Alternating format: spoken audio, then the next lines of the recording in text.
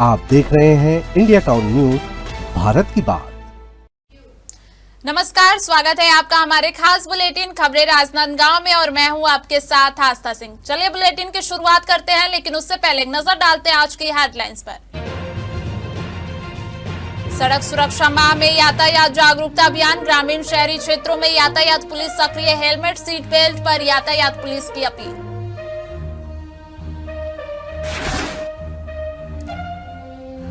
Dongargarh police ने दुष्कर्म के 2 आरोपी पकड़े, शराब पिलाकर किया दुष्कर्म, मेला घुमाने का दिया झांसा।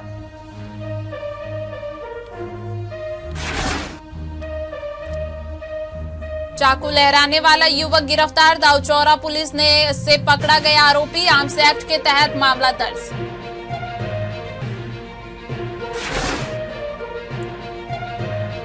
सांसद कप 2026 का तीसरा दिन रोमांचक, 51 वार्डों की टीमें मैदान में, पूर्व सांसद अभिषेक सिंह ने किया उत्साहवर्धन।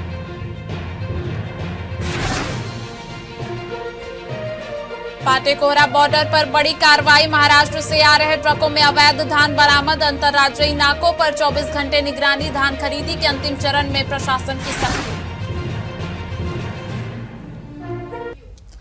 चलिए बढ़ते हैं खबरों की ओर। राजनांदगांव जिले के डोंगरगांव रोड स्थित प्रेस कॉलोनी विधानसभा क्षेत्र में 26 जनवरी को दोपहर 12 बजे एक महत्वपूर्ण आवासीय परियोजना का विधिवत शुभारंभ किया जाएगा। इस अवसर पर विधानसभा अध्यक्ष डॉक्टर रमन सिंह द्वारा लोकार्पण किया जाएगा।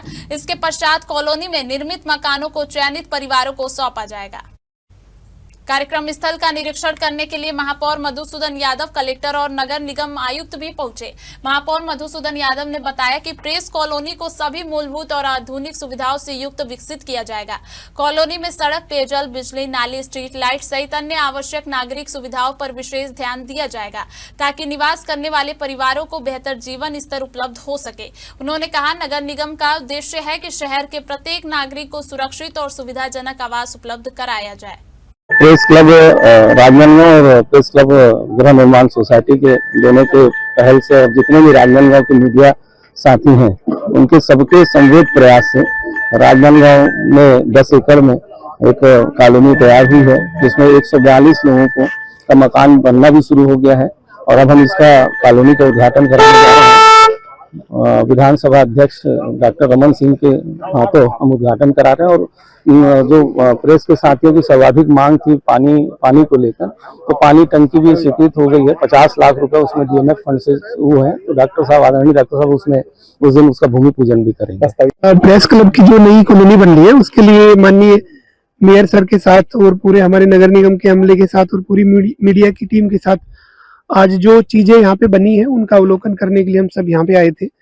और यहाँ पे आने वाले समय में माननीय स्पीकर सर का प्रोग्राम एक प्रस्तावित है और यहाँ की जो सुविधाएं हैं, जिसमें मुख्य रूप से रोड और नाली और पार्क की व्यवस्था, लोगों यहाँ पे जो लोग रहेंगे उनके लिए मार्केटिंग की व्यवस्था, और उनके एक प्रमुख मांग है कि उनके जो लीज पे जो जमीन मिली है उस पे वो बैंक से लोन ले पाए, ऐसा भी सुविधा वो चाहते हैं। तो इसके लिए शासन को एक पत्र लिखा है। क्लब कॉलोनी जो है एक व्यवस्थित कॉलोनी है और निश्चित रूप से एक मॉडल कॉलोनी है और यहाँ पर जो भी सुविधाओं की आवश्यकता होगी उसे आगे पूरा करेंगे।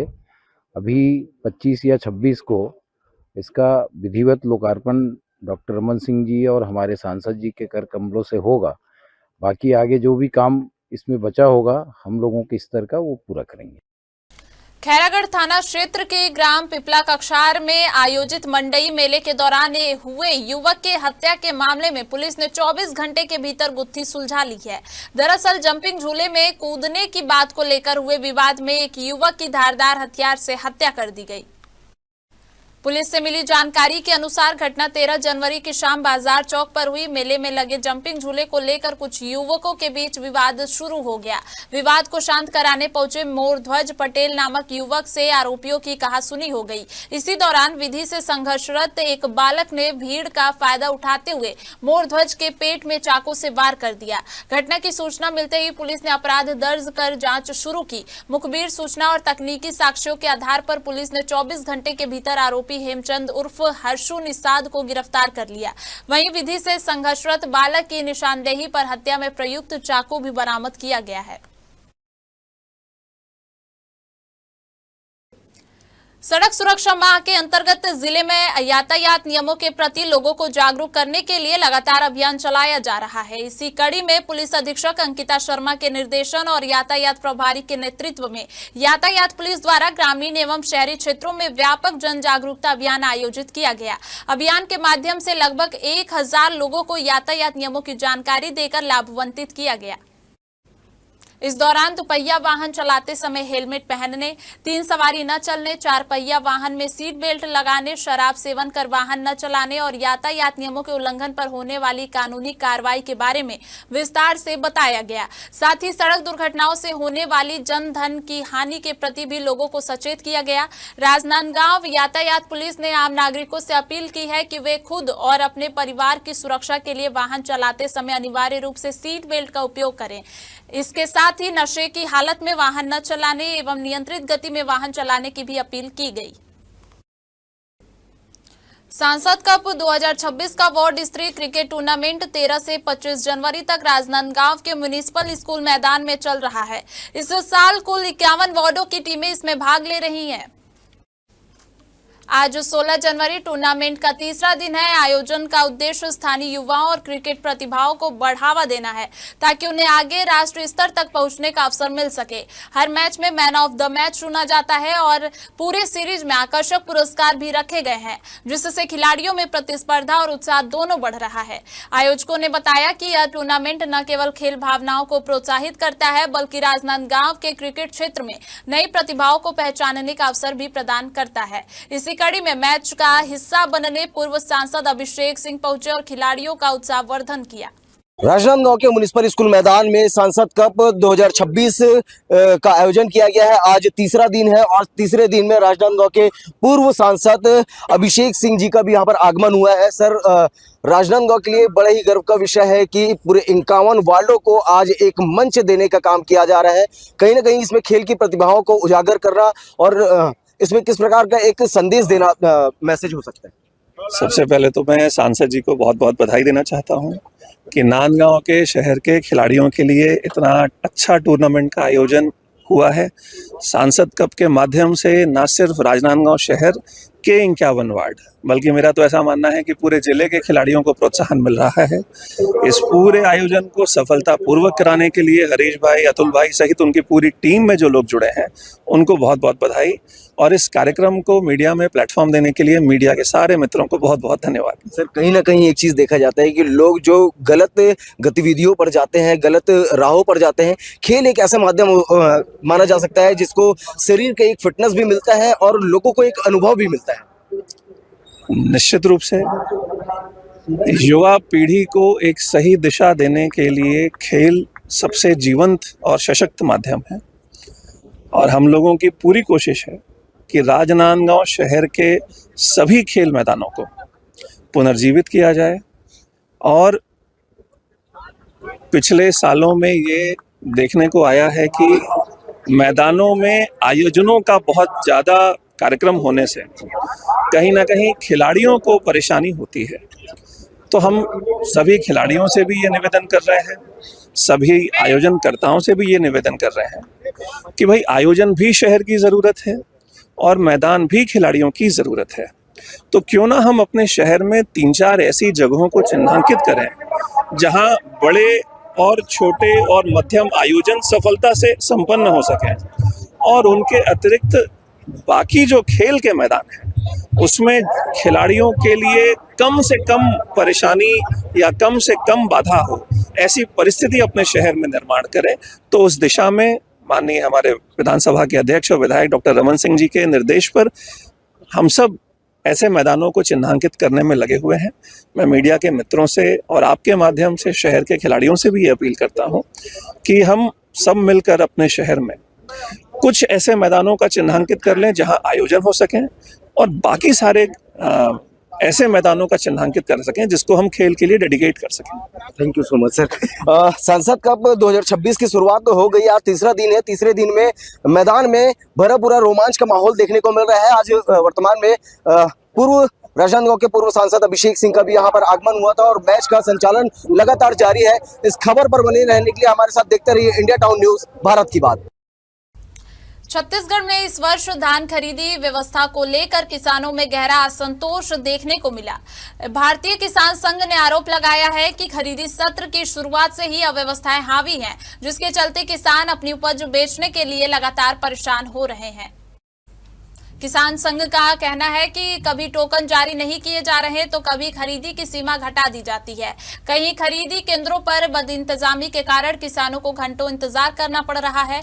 वहीं भौतिक सत्यापन के नाम पर किसानों की ईमानदारी पर सवाल उठाए जाने से भी नाराजगी बढ़ गई है। संघ के अनुसार खरीदी सत्र समाप्त होने पर अब केवल 15 दिन शेष है, जबकि अब तक लगभग 60% धान की ही खरीदी हो सकी है। इन्हीं समस्याओं के विरोध में भारतीय किसान संघ के सदस्यों ने मुख्यमंत्री के नाम जिला कलेक्टर को ज्ञापन सौंपा। ज्ञापन में धान खरीदी की तिथि 15 फरवरी तक बढ़ाने की मांग की गई है। जी, आज तो हम पूरे प्रदेश भर में जिला स्तरीय कलेक्टर महोदय को धान खरीदी की जो व्यवस्था बिगड़ी हुई है इसको सुधारने के लिए ज्ञापन देने के लिए आए थे। और उसी कड़ी में आज खैरागढ़ में भी हम कलेक्टर साहब से मुलाकात करने और उनको ज्ञापन के माध्यम से अपनी समस्याओं को बताने के लिए आए थे। लेकिन समस्या ये है कि अभी तक लगभग 30 से 40% धान की खरीदी बाकी है और खरीदी के दिन केवल 10 से 12 दिन ही बचे हुए हैं। जो 15 तारीख तक अगर 15 फरवरी तक अगर धान खरीदी नहीं बढ़ाते तो संभव नहीं है कि किसानों को धान खरीदा जा सके। तो वही व्यवस्था जो है वो सुधारने के लिए, साथ में कई सोसाइटियों में ऐसा सुनने में आ रहा है कि जगह की कमी के कारण सोसाइटियों ने खरीदी बंद कर दी है। वो भी एक गंभीर विषय है। और कई सोसाइटी का ये विषय है कि 2-3 दिन तक बंद रहने के कारण उन्होंने जो किसानों को टोकन जारी किया था उसके लिए किसानों को रात को 2 बजे से लाइन लगाना पड़ रहा है। ये बहुत ही गंभीर विषय है। आप सोचिए, आज की जो न्यूनतम तापमान है लगभग 8-9 के आसपास है और इतने रात में जो इतनी ठंडी है उसमें कैसे किसान सर्वाइव करेगा। तो इन सब विषयों को लेकर हम कलेक्टर साहब से मिलने के लिए आए थे। वक्त हो चुका है एक छोटे से ब्रेक का। बने रहिए इंडिया टाउन न्यूज के साथ। कभी चेहरे का छुपा दर्द दुनिया नहीं देख पाती है। दाग, मुहासे, झाइयां सब आपके आत्मविश्वास को कम कर देता है, पर अब नहीं, क्योंकि Rukhsana glow and fair face pack जो दे आपकी स्किन को वो प्यार जो सिर्फ प्रकृति दे सकती है।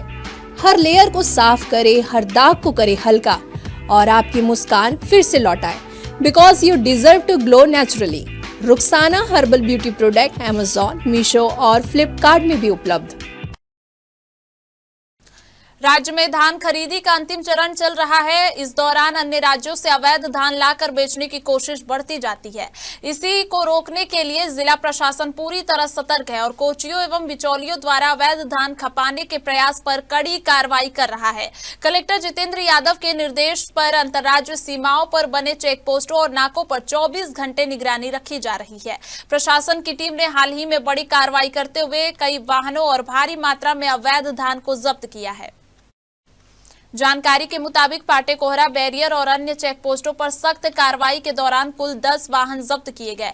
इनमें 6 बड़े ट्रक पाटेकोहरा बॉर्डर पर और 4 छोटे पिकअप वाहन अन्य चेक पोस्टों पर पकड़े गए। आपको बता दें कि ग्राम रानी तालाब और पाटेकोहरा के बीच नेशनल हाईवे पर महाराष्ट्र से आ रहे 6 ट्रकों को रोका गया। इन ट्रकों में कुल 845 क्विंटल अवैध धान पाया गया। जब्त धान और 6 ट्रकों की कुल कीमत लगभग 1,46,90,800 रुपए बताई गई है। इस मामले में 10 लोगों के खिलाफ आवश्यक वस्तु अधिनियम के तहत मामला दर्ज किया गया है। राजनांदगांव में जोहार छत्तीसगढ़ पार्टी के कार्यकर्ताओं ने प्रदेश में हो रहे धान घोटाले के खिलाफ जोरदार विरोध जताया। पार्टी का दावा है कि प्रदेश में करीब 7 करोड़ रुपए का धान चूहे खा गए। यह मामला साफ भ्रष्टाचार का है और इस मामले में तुरंत कार्रवाई की मांग की है। कार्यकर्ताओं ने ज्ञापन कलेक्टर को सौंपते समय नकली चूहे और चूहे पकड़ने वाली जाली के साथ प्रदर्शन किया। उनका कहना था कि क्या आप लोग इसे पकड़ नहीं सकते, हमने पकड़ लिया है। उन्होंने चेतावनी दी कि अगर इस मामले में शीघ्र कार्रवाई नहीं हुई तो वह आंदोलन करेंगे। कार्यकर्ताओं ने बताया कि कवर्धा और महासमुंद के साथ पूरे प्रदेश में हो रहे धान घोटाले के संदर्भ में जोहार छत्तीसगढ़ पार्टी ने राज्य सरकार से EOW के माध्यम से जांच कराने की भी मांग की है। पार्टी ने यह भी कहा कि दोषी पाए जाने पर उन पर कड़ी कार्यवाही की जानी चाहिए। छत्तीसगढ़ के गृह मंत्री विजय शर्मा के क्षेत्र में करोड़ों रुपए का धान घोटाला हुआ है।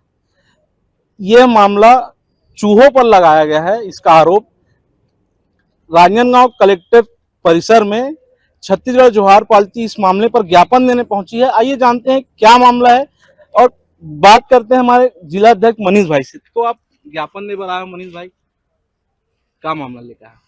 आज हमन हा जोहार छत्तीसगढ़ पार्टी पिछला 2 दिन से सूचना देवा थे कि प्रदेश ला बदनाम करे के पूरा देश दुनिया में एक सबसे बड़े कृत्य होते गृह मंत्री विजय शर्मा के गृह क्षेत्र और अगर विधानसभा कवर्धा से 7 करोड़ के धान घोटाला होते और वो आरोप लगाए थे चूहा मनु पर। मैं पूछना चाहता हूँ कि कौन सा ऐसा मुसवा भोगा गए, घुस मुसवा हो गए जे यहाँ 7 करोड़ के धान ला खा डरिस। 7 करोड़ के धान मतलब लगभग 26,000 कुंटल। उतना बड़े धान मात्रा में धान खाने वाला कौन से मुसवा है? उल जाने पर ओकर जेन ईओडब्ल्यू से जांच कराए पर हमन मांग अपन आवेदन के माध्यम से ज्ञापन के माध्यम से हम आ रहे हैं। तो सबसे पहले हम देखें कि यहाँ तो कोई जिला स्तर के अधिकारी उपलब्ध नहीं है। शासन ये मामले में कितना बेसुध है ये बात से पता चलता है कि जिला कार्यालय में एक भी न अपर कलेक्टर, डिप्टी कलेक्टर, कलेक्टर कोई नहीं है। आज कोई भी अगर आवेदन कहीं कोई अगर पीड़ित आगे कि अपन आवेदन ला देना है, अपन बात ला रखना है कोई जिला स्तर के अधिकारी से, तो काकर से रखी। तो ये थे हमारे क्रांति सेना के जोहार छत्तीसगढ़ पार्टी के जिला अध्यक्ष मनीष भाई जी। आइए जानते हैं खबरों में और क्या है खास, बने रहिए मेरे साथ। नमस्कार। नवीन विश्राम गृह चूरिया का निर्माण लगभग 1 वर्ष पहले पूरा हो चुका है, लेकिन अब तक इसका औपचारिक लोकार्पण नहीं हुआ था। कांग्रेस नेताओं ने जिला प्रशासन को 1 सप्ताह का अल्टीमेटम दिया था कि अगर विश्राम गृह का लोकार्पण नहीं किया गया तो वे इसे जनता के लिए खोलेंगे। आज इस अल्टीमेटम के बाद खुज्जी विधानसभा की पूर्व विधायक छन्नी साहू अपने साथियों के साथ नवीन विश्राम गृह पहुंची। छन्नी साहू के साथ ब्लॉक कांग्रेस कमेटी के नवनियुक्त अध्यक्ष धर्मेंद्र साहू, जिला महामंत्री चुम्बन साहू और समाज सेवी मनोज सिन्हा सहित समस्त कांग्रेस नेता मौजूद रहे। सूत्रों के अनुसार जब उन्हें पुराने विश्राम गृह के दोनों कमरे केवल अधिकारियों के लिए आरक्षित होने की जानकारी मिली तो पूर्व विधायक छन्नी साहू ने अपने साथियों के साथ नवीन विश्राम गृह के गेट पर नारियल फोड़कर भवन में प्रवेश किया और इसे जनता के लिए समर्पित करने का संकल्प लिया। कांग्रेस नेताओं का कहना है कि यह कदम जनता की सुविधा और सरकारी भवन के उपयोग में पारदर्शिता सुनिश्चित करने के लिए उठाया गया है। डोंगरगढ़ पुलिस ने एक मूक बधिर लड़की से दुष्कर्म के मामले में 2 आरोपियों को गिरफ्तार किया है। आरोपियों की पहचान कांशीराम जांगड़े और रितेश लोधी के रूप में हुई है। पुलिस के अनुसार पीड़िता को 13 जनवरी को शाम 5 बजे काशी जांगड़े मोटरसाइकिल से मेले में घुमाने के बहाने ले गया था। रात तक वापस नहीं आने पर परिजनों ने उसकी तलाश शुरू की, लेकिन वह शराब के नशे में घर के बाहर जमीन पर सोई हुई मिली। अगले दिन उसने इशारों में घटना के बारे में बताया। पुलिस ने बताया कि काशी जांगड़े ने पीड़िता को शराब पिलाकर अपने किराए के मकान में ले जाकर दुष्कर्म किया, जबकि रितेश लोधी ने अपराधों में सहयोग किया। दोनों आरोपियों को गिरफ्तार कर न्यायिक अभिरक्षा में जेल भेज दिया गया है। खैरागढ़ पुलिस ने एक युवक को सार्वजनिक स्थान पर चाकू लहराकर दहशत फैलाने के आरोप में गिरफ्तार किया है। आरोपी की पहचान राजदीप सिंह के रूप में हुई है। पुलिस के अनुसार मुखबिर से सूचना मिली थी कि दाऊ चौरा पुल के पास एक युवक धारदार चाकू लहराकर आमजन में डर पैदा कर रहा है। पुलिस ने तत्काल कार्रवाई करते हुए आरोपी को रंगे हाथों पकड़ लिया और उसके कब्जे से चाकू जब्त किया। आर्म्स एक्ट के तहत मामला दर्ज कर आरोपी को न्यायिक रिमांड पर भेज दिया गया है। पुलिस ने कहा है कि सार्वजनिक स्थानों पर कानून व्यवस्था भंग करने वालों पर सख्ती जारी रहेगी। राजनांदगांव जिले के सिंगदई गांव में एक घर से हुई चोरी का पुलिस ने खुलासा किया है। पुलिस ने चोरी के आरोपी गोपी यादव उर्फ महावीर यादव को गिरफ्तार कर न्यायालय में पेश किया। आरोपी के कब्जे से चोरी गए रुपए भी बरामद हुए हैं। घटना के अनुसार प्रार्थी अपने काम पर गया था और रात 8 बजे पीड़ित ने घर लौटने पर देखा कि घर का सामान बिखरा हुआ है। थाना बसंतपुर में रिपोर्ट दर्ज होने के बाद पुलिस ने टीम बनाकर जांच शुरू की। टीम ने संदेही गोपी यादव को हिरासत में लेकर पूछताछ की, जिसमें आरोपी ने चोरी करना स्वीकार किया, जिसके बाद आरोपी को गिरफ्तार कर न्यायालय में पेश किया गया और जेल भेज दिया गया। हमारे राजनांदगांव के बुलेटिन में फिलहाल इतना ही। देखते रहिए इंडिया टाउन न्यूज, भारत की बात। नमस्कार। आप देख रहे हैं इंडिया टाउन न्यूज, भारत की बात।